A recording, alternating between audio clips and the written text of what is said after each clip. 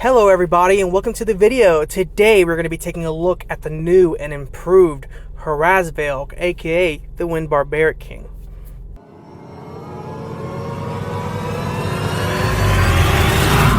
So for those of you who don't know, as of recently we have gotten a balance patch that saw the improvement of many existing monsters, as well as collaboration units like new ones. But again, what we're focused on are the existing monsters, aka the Wind Barbaric King. Hraesvelg, Aegir, and I can't remember the name of the other one, were one of the units that received an extra effect. So it's like it wasn't just improved. I mean, it is an improvement, but it's like an effect was added to their skills, so it changes things. It changes things for the better. So what we're gonna do is we're gonna go over this. We're gonna talk a little bit about what this means for the character, and then we'll go have some fun with the character. Of course, after looking at the stats and runes of this character. So Barbaric King is the one that's being affected. Water, wind, and light specifically are the ones being affected, and the skill that's being affected is Wrathful Attack. This is their skill 2. Originally, if I can recall from here, all this does is, before this effect was added, it did a branding effect. So he would use this on a single target, and it would place a branding effect, as well as increasing his attack bar, if I recall.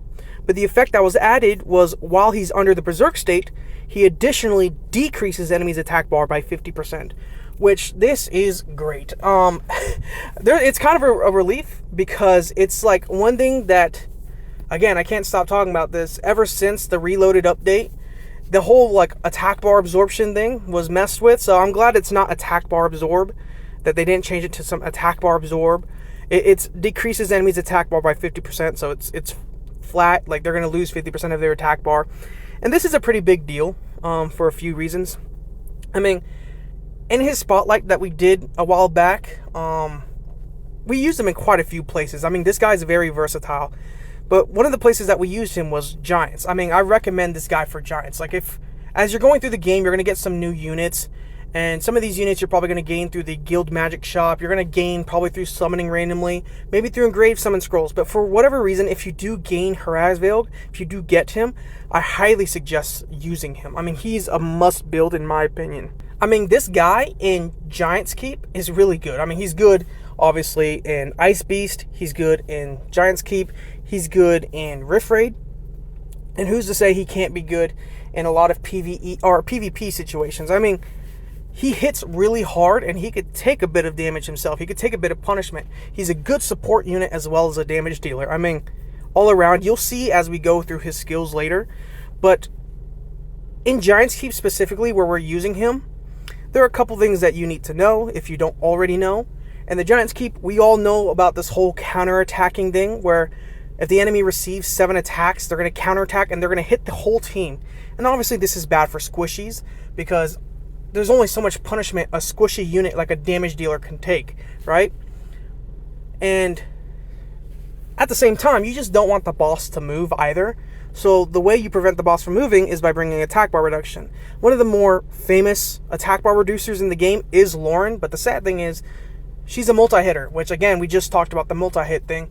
So the way you kind of bring attack bar reducing or reduction without bringing Lauren is by bringing units like Veramos and Akamimir with the you know, their skill 2s being attack bar reduction skills, as well as dealing damage based off of enemies' max HP. You bring 2-aid units like Shannon that can absorb attack bar, or like Bella Dion, who I believe also has attack bar absorption or reduction or whatever on her skill 1. But again, the more attack bar reduction you have, the better.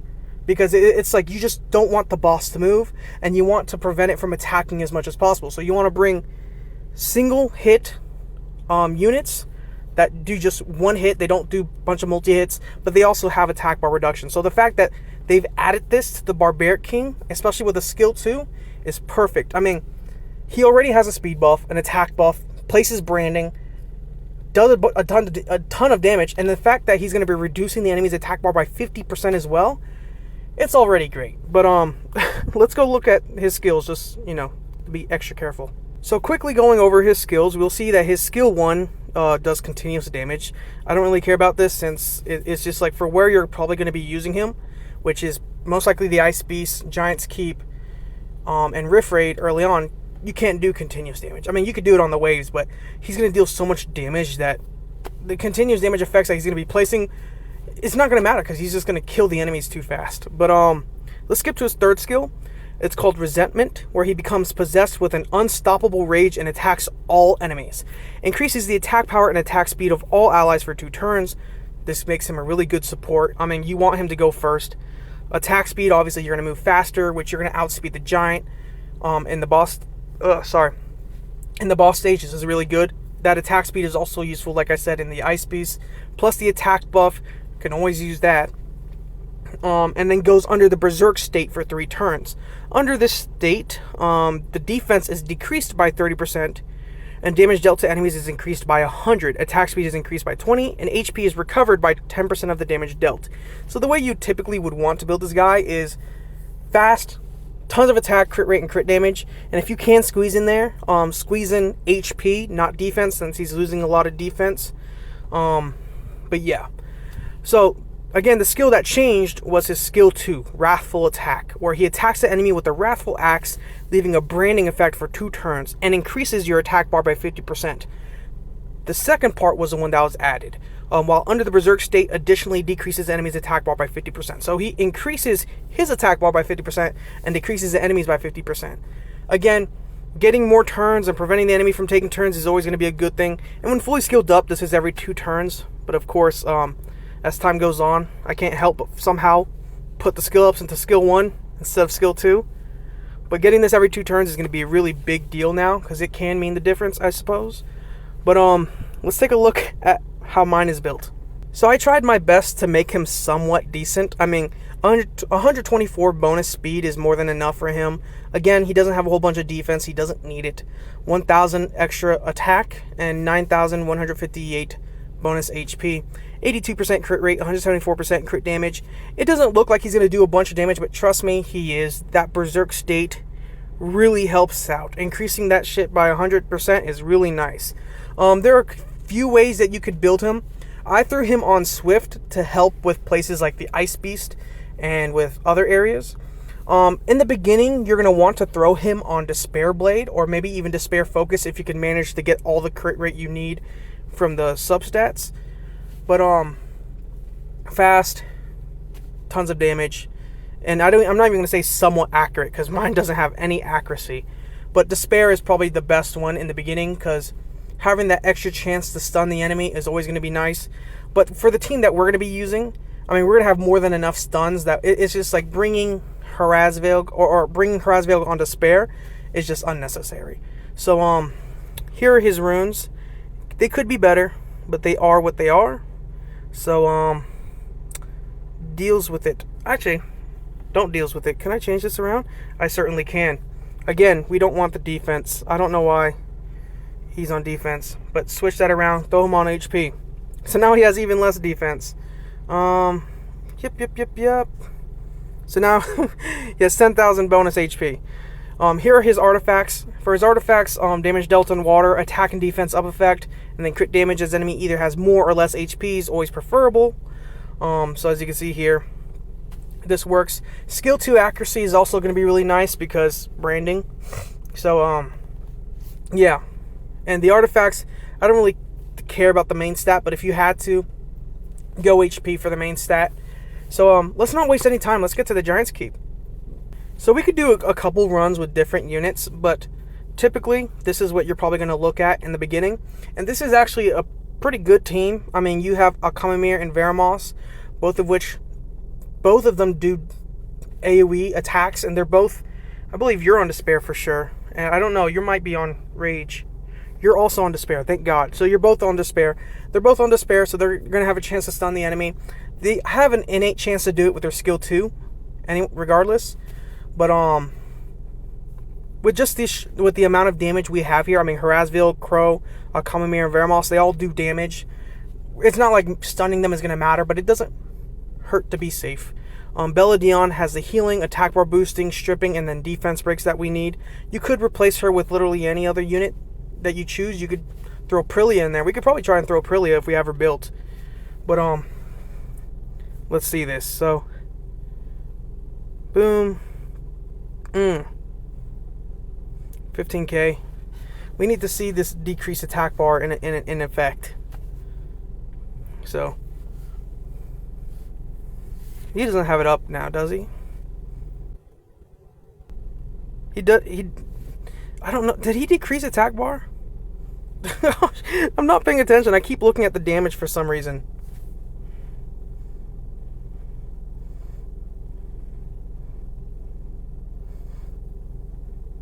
I mean, it only really matters here, though. So hopefully... Okay, he does this. We're going to get our attack buffs. We're going to get everything. We're sped up, too. That's why you have Belladon right there.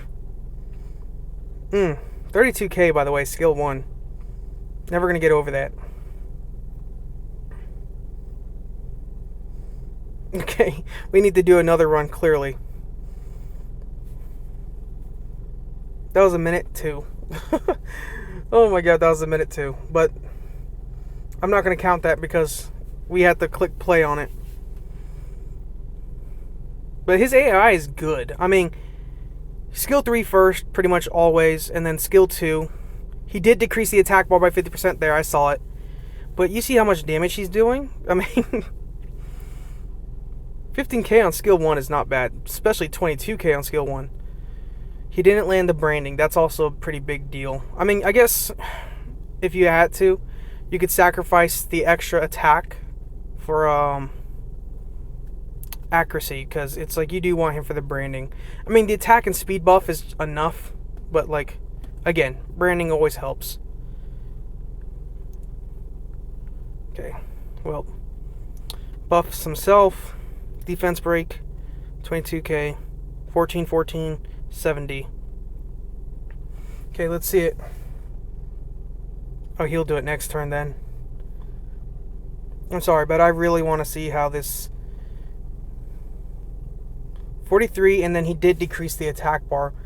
Again, this is good in the sense of preventing the Giants boss from moving. But eventually you just get to a point where you do enough damage to where it doesn't matter. But, you know what? We're going to see if we can throw this off a little bit. That was a minute 14. I wonder why. So, preparation screen. We're going to switch out Crow with Lucian. I think Lucian would be pretty fun. We can see some more damage from them. Plus, Lucian can clean up. And even if Lucian manages to die in the boss stage, it's not like it's going to matter. And his multi-hits, I guess, technically won't matter either, since as long as we don't get defense broken before the multi-hits activate the counterattack, it's like we're going to be fine. We just can't be defense broken when we get hit, otherwise we will probably die. But, Super Crush, boom, boom. There we go, 26k, skill 2.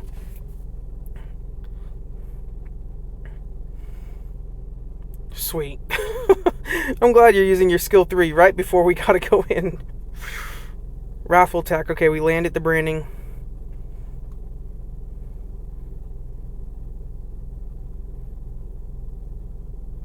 This is gonna hurt a little bit.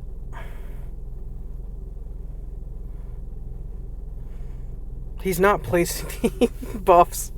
You gotta buff us, bro. Uh-oh, Lucian's got it up, don't he? Okay, he doesn't. Oh, we seriously took a hit there. Okay, thank God Belladon healed us.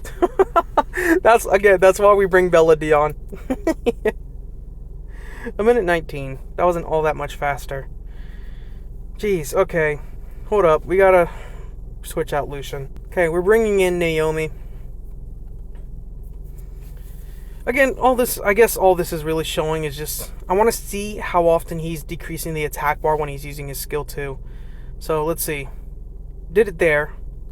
So far, 1 for 1. I just want to see how accurate it is, because he has no accuracy on him. I don't think yeah, it was resisted. So, 50% so far.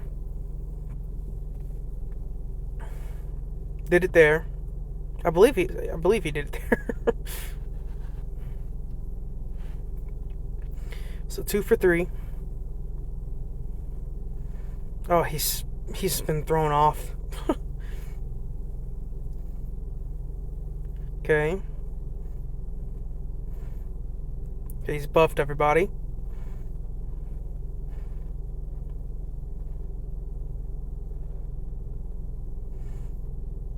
He did it there. Okay.